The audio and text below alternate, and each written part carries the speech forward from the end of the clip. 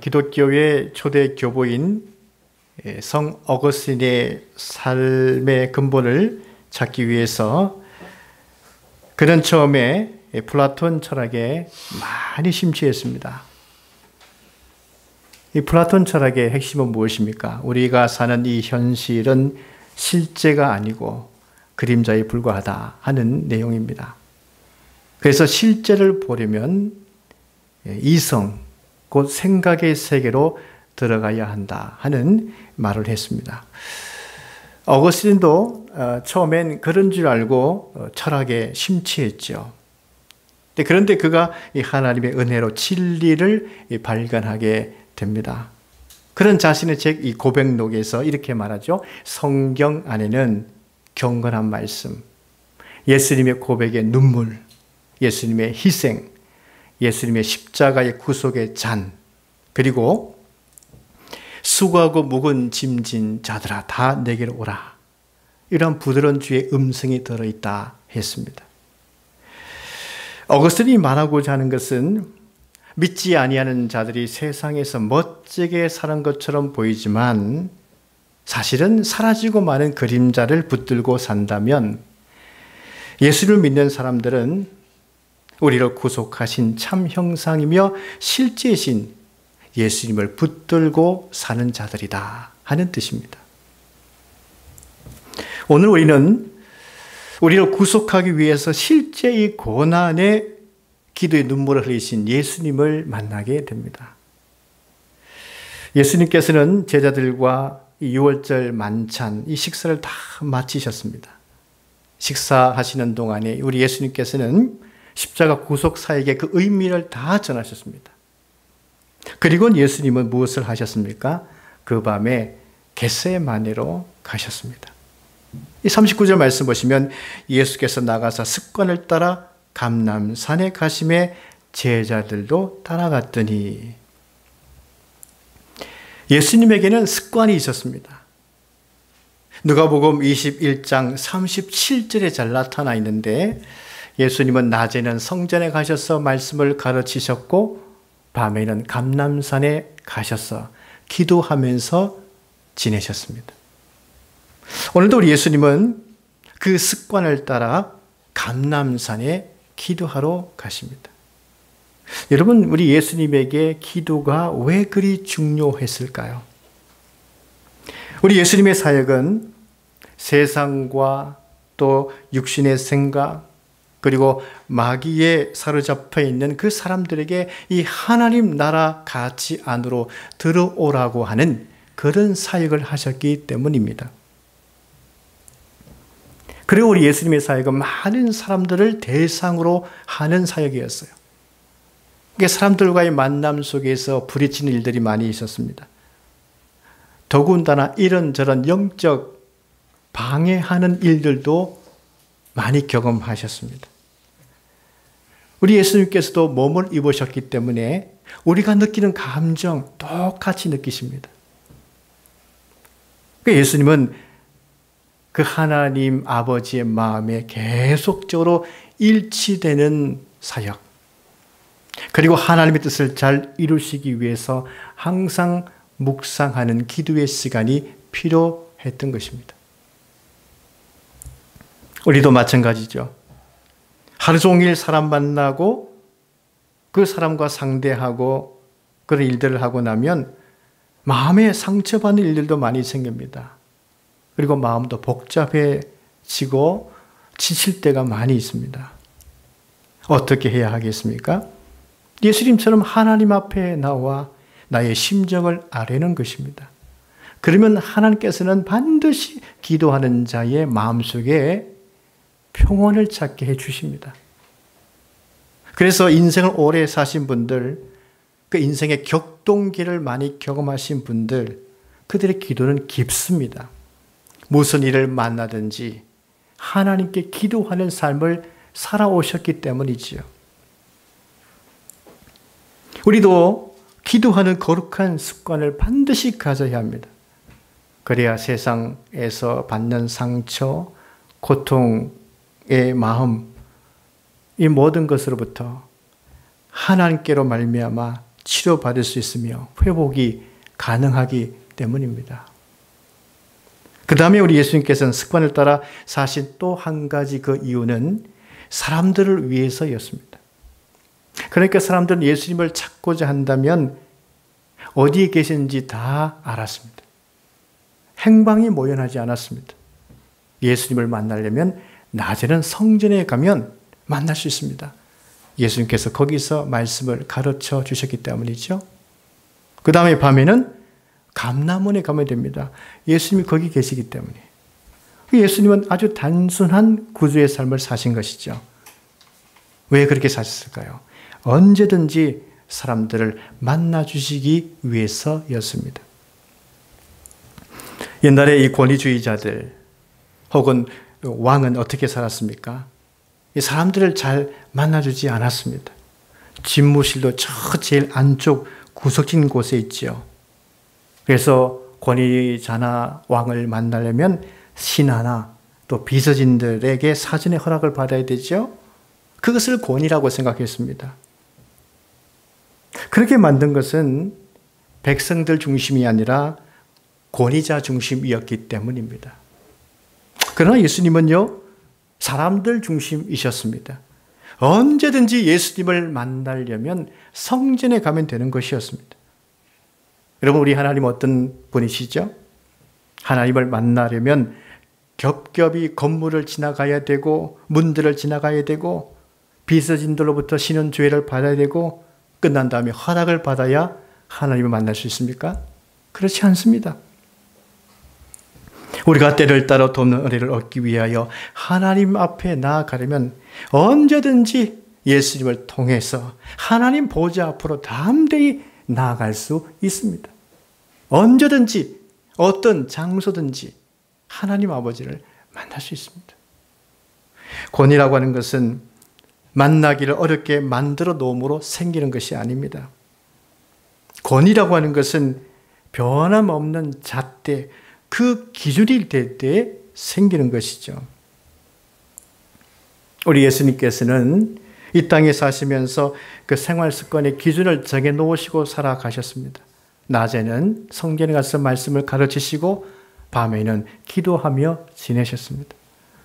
그러니까 예수님의 그 일관된 거룩한 습관이 곧 권위가 된 것이죠. 우리도 들쭉날쭉하는 사람보다도 일관될 그 삶을 기준 따라 살아가는 사람들, 그 사람에게 우리는 권위를 부여합니다.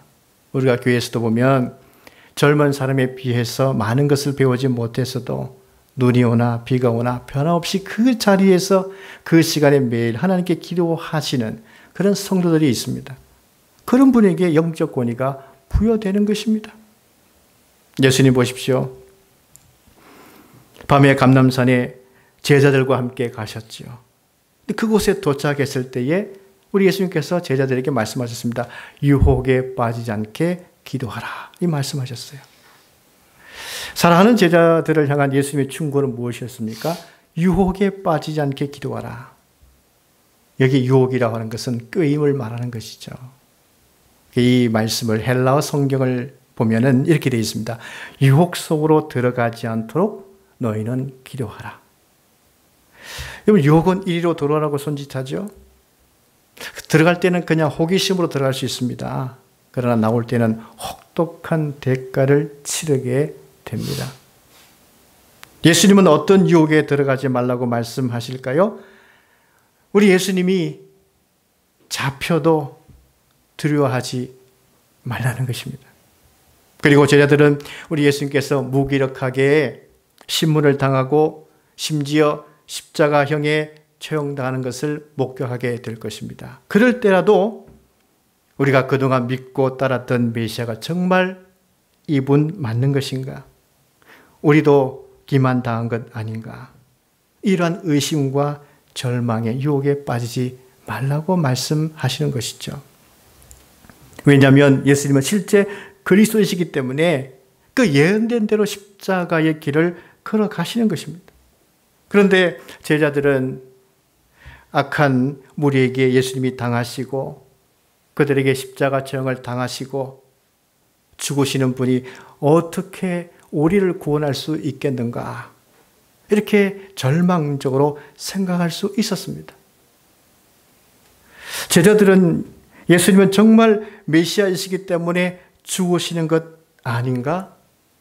아니면은 이젠 정말 힘이 다 소진하셨기 때문에 하늘의 권능도 사용하지 못하고 죽으시는 것 아닌가? 이렇게 의혹에 빠질 수 있습니다. 그래서 예수님께서는 어떠한 고난을 당하더라도 예수님이 그리스도이심을 믿으라고 말씀하고 있는 것이죠. 그렇다면 우리 제자들은 그 믿음을 지키기 위해서 어떻게 하면 되겠습니까? 결심하면 되겠습니까? 아니죠. 예수님께서는 기도하라고 말씀하십니다. 유혹에 빠지지 않게 기도하라 말씀하시죠. 왜 예수님께서 기도하라고 말씀하실까요? 예수님도 이 사탄의 유혹을 이기기 위해서 기도하셨기 때문입니다. 여기서 예수님께서는 제자들에게 그 기도가 무엇인지를 알려주시는 것이죠. 일반적으로 사람들은 기도를 시작할 때에 자기를 위한 기도로 먼저 시작합니다. 나의 뜻으로 출발하죠. 나를 위해서 기도합니다. 하나님, 내가 이렇게 잘 됐으면 좋겠습니다. 이런 것이 필요합니다. 그렇게 자기를 위한 기도로 시작하죠. 근데 이러한 자기를 위한 기도는 시작은 될 수 있으나 기도의 마침까지 되어서는 안 됩니다. 왜냐하면 기도의 시작과 마침이 오직 나의 뜻과 나를 위한 기도로만 하고 만다면 그 믿음은 더 이상 자랄 수 없기 때문이죠. 우리가 자라야 할 그 믿음은 무엇입니까? 하나님이 나를 다 아신다 하는 데까지 자라가야 합니다. 하나님은 나의 간구, 나의 필요, 나에게 있어야 할 모든 것을 다 아신다 하는 이 믿음까지 자라가야 되는 것이죠. 그래야 하나님 나라 일을 감당할 수 있기 때문입니다. 그런데 우리의 믿음이 얼마나 약한지 내가 구하지 않으면 하나님은 모르실 줄 알고 나를 위해서만 얼마나 낱낱이 구하는 기도를 하고 있습니까? 그러다가 죄송하니까 하나님을 위한 기도를 조금 하고 있지 않습니까? 그러나 여러분, 나를 위해서 아무리 많이 구하고 낱낱이 기도할지라도 하나님의 다스림을 구하지 아니한다면 기도한 다음에도 또다시 그 자리에서 일어나서 나갈 때에 염려를 가지고 세상 한복판으로 나간다는 것이죠. 그러므로 우리는 나에 대해서 기도해야 되지만 반드시 더 강구해야 되는 것은 무엇입니까? 하나님의 다스림을 놓고 기도해야 하는 것입니다. 모든 상황과 환경을 다 이겨낼 수 있는 그 믿음을 달라고 기도해야 되는 것입니다. 그래서 예수님은 제자들에게 무엇을 구하라고 말씀하시죠? 유혹에 빠지지 않게 기도하라 이 말씀하시는 겁니다. 하나님의 다스리심을 의심하지 않도록 기도하라 하는 뜻이죠. 그래서 예수님께서는 무엇을 먹을까, 무엇을 입을까, 마실까 이것을 염려하여 구하지 말고 하나님은 다 아시니 대신에 하나님의 다스리심을 의심하지 않도록 하나님 나라와 의를 구하라 하십니다. 실제 베드로가 경험한 한 사건이 있습니다.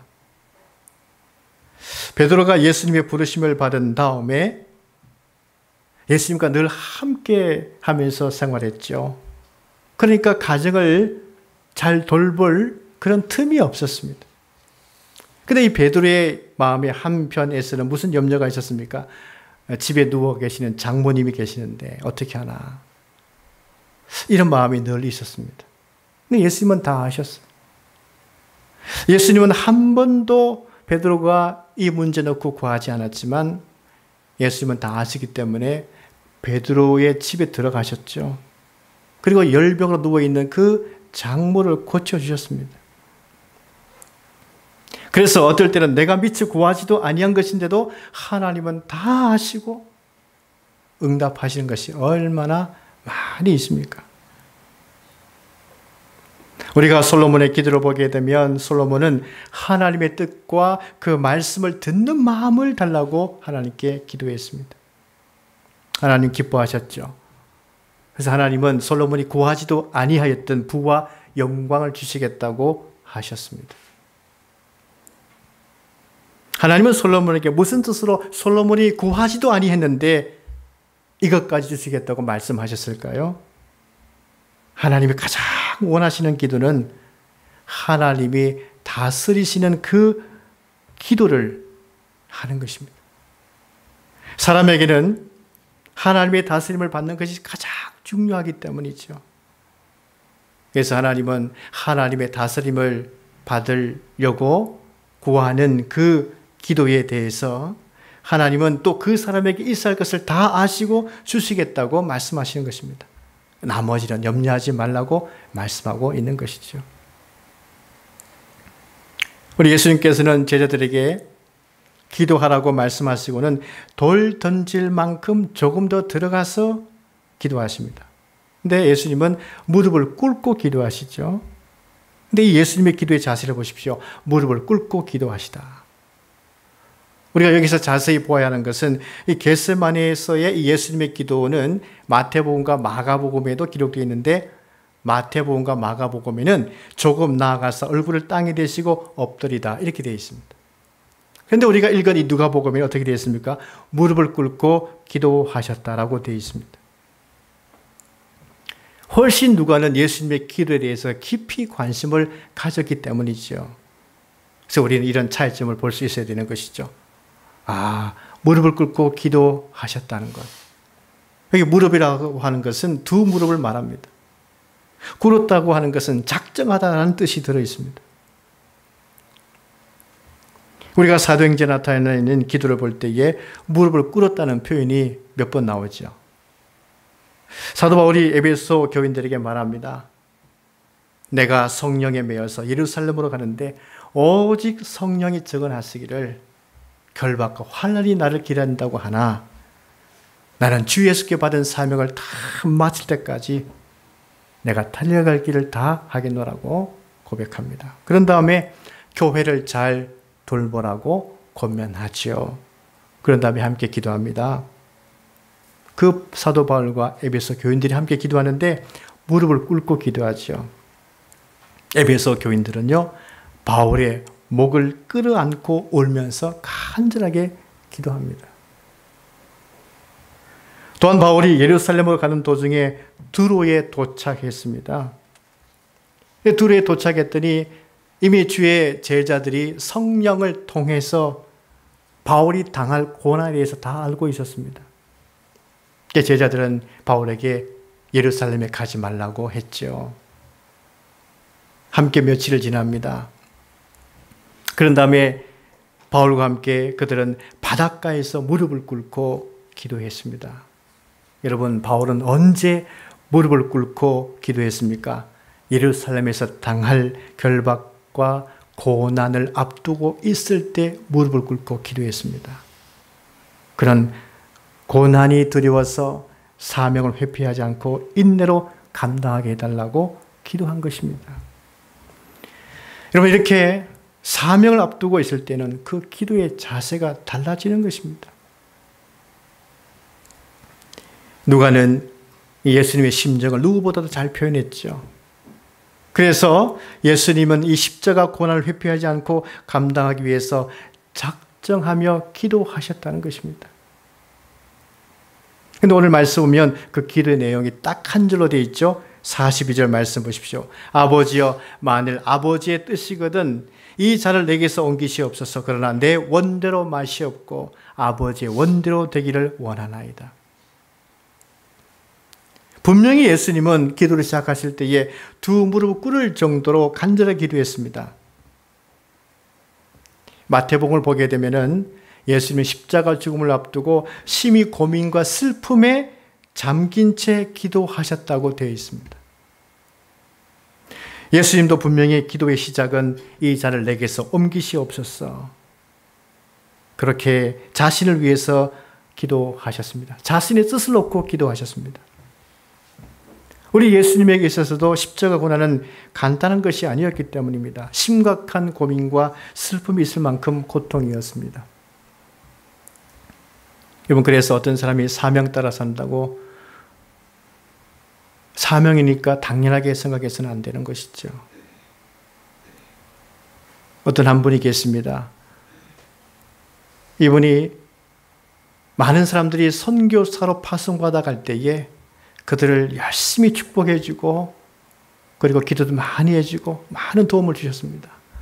잘 갔다 오라고, 기도 많이 하겠다고 기분 좋게 얘기했습니다. 그러나 정작 자신의 딸과 사이가 저 아프리카 대륙 오지에 선교사로 가겠다고 했을 때에 그 아버지는 그렇게 얘기했습니다. 왜 내가 꼭 거기에 가야 되느냐고. 내 자식이 그 현장에 갈 때는 그렇게 쉽게 얘기할 수 없어요. 그래서 하염없이 많이 울었다는 얘기를 들었습니다.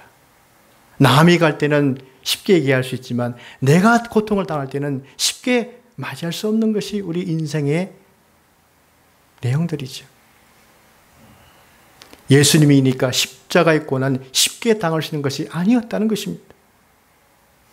예수님도 작정하면서 기도해야 될 만큼, 무릎 꿇고 기도해야 될 만큼 심각한 고민과 슬픔의 기도였다는 것이죠.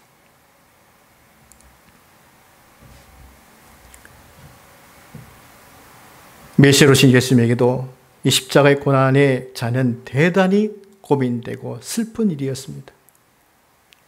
그래서 이 기도의 시작은 아버지 이 잔을 내게서 옮기시옵소서 라고 기도하신 것이죠. 그러면서 이런 기도의 과정 속에서 예수님은 얼마나 힘쓰고 애써 간절히 기도했습니까? 땀이 땅에 떨어지는데 핏방울이 되도록 그렇게 처절하게 기도하셨습니다. 그런데 그때 우리 예수님께서 혼자 기도하신 것이 아니죠. 천사가 와서 기도하는 예수님께 힘을 더해 주셨습니다. 힘을 더했다. 강하게 힘을 주었다. 그런 뜻입니다. 천사가 옆에서 도울 만큼 예수님은 탈진한 만큼 그렇게 기진맥진할 만큼 애써서 기도하셨다는 것입니다. 여러분, 정말 우리도 살아가면서 어떤 순간이나 너무 탈진해서 모든 것을 그만두고 싶을 때가 올 것입니다. 하나님, 이제 도저히 못하겠습니다. 우리 예수님에게 있어서도 죄인된 사람으로부터 거부를 당하고 비난을 받는 것 다 감내하겠는데 세상의 모든 죄를 내가 다 대신 지고 내가 죄인이 되는 그 십자가의 고난의 잔을 마신다는 것만큼은 나에게 너무 심각하고 슬픈 일입니다. 이렇게 예수님이 하나님께 기도하고 있는 거예요. 비난받고 조롱받는 건 할 수 있겠는데 우리 예수님의 죽음은 거룩하신 죽음도 아니죠. 모든 죄인들의 죄를 대신 지는 죄인으로서 저주받은 가운데 십자가에 죽는 겁니다. 우리는 조그만 명예 실추에도 명예훼손죄로 걸죠. 내 명예를 참지 못합니다. 훼손당하면. 근데 예수님은 저주를 당하셔요. 모든 죄를 다 내 것으로 삼고 죄인 되어 저주를 받으면서 십자가의 고난의 잔을 마시는 거예요. 가장 큰 슬픔입니다. 가장 큰 슬픔이죠. 예수님이 이 문제를 놓고 자신의 뜻과 마음을 하나님 앞에 다 쏟아내는 기도를 드리죠. 그런데 이 기도의 마침은 어디로 갔습니까? 기도의 시작은 이 잔을 내게서 옮기시옵소서. 그러나 기도의 마침은 하나님 아버지의 뜻으로 가죠. 그러나 내 원대로 마시옵고 아버지의 원대로 되기를 원하나이다. 우리 예수님께서는 그 기도 중에 무엇을 깊이 깨달았습니까? 나의 영광을 택할 것이냐? 하나님의 영광을 선택할 것이냐? 우리 예수님께서는 주저없이 하나님의 영광을 택하기로 결단했습니다. 보십시오. 우리 예수님은 고민되고 슬퍼서 기도했습니다. 근데 제자들은 45절 말씀 보면 잠들어 있죠. 왜 제자들이 잠들어 있습니까? 슬퍼서 잠들었다고 되어 있습니다. 여러분, 사람이 너무 슬프면요, 그냥 탈진해서 잠이 오는 것입니다. 우리 예수님께서는 슬퍼서 잠든 그들에게 다시 한번 더 말씀하시죠. 어찌하여 자느냐? 시험에 들지 않게 일어나 기도하라. 그렇게 말씀하시죠. 고민되고 슬플수록 무엇을 해야 한다는 얘기죠? 기도하라는 것입니다. 그래야 유혹에 빨려 들어가지 않을 수 있기 때문이라 주님이 말씀하고 있는 겁니다. 그런데 우리는 고민과 슬픔 중에서도 간절하게 기도하신 예수님 덕분에 우리가 이렇게 죄사함 받고 구원받아 새 사람으로 살 수 있게 된 것입니다. 사랑하는 성도 여러분, 메시아로 오신 예수님도 고민과 슬픔에 있을 정도로 우리의 죄가 심각했다는 것입니다. 그러나 예수님은 간절한 마음으로 땀방울이 핏방울이 될 정도로 기도로 우리를 살리셨다는 것입니다. 다시 한번 주님께 감사하며 오직 하나님께 영광을 돌리며 사시는 우리 모두가 되시기를 간절히 바랍니다. 기도하겠습니다.